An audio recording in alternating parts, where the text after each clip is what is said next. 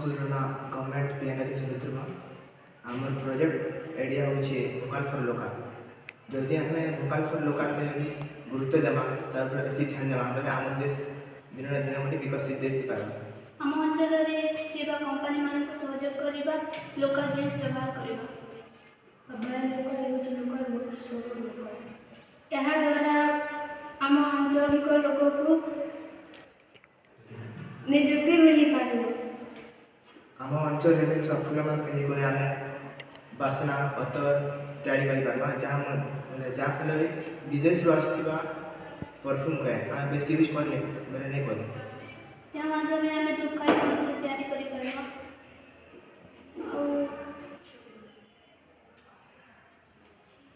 ବିଭିନ୍ନ ଗଛର ରସମାନଙ୍କୁ ନେଇ ଆମେ ଏହା ଅଠା ତିଆରି କରିପାରିବା, ଯାହା ଆମକୁ କମ୍ ମୂଲ୍ୟରେ ମିଳିପାରିବ। ଏହା ଆମ ଆଞ୍ଚଳିକ ଲୋକଙ୍କୁ ନିଯୁକ୍ତି ମଧ୍ୟ ମିଳିପାରିବ।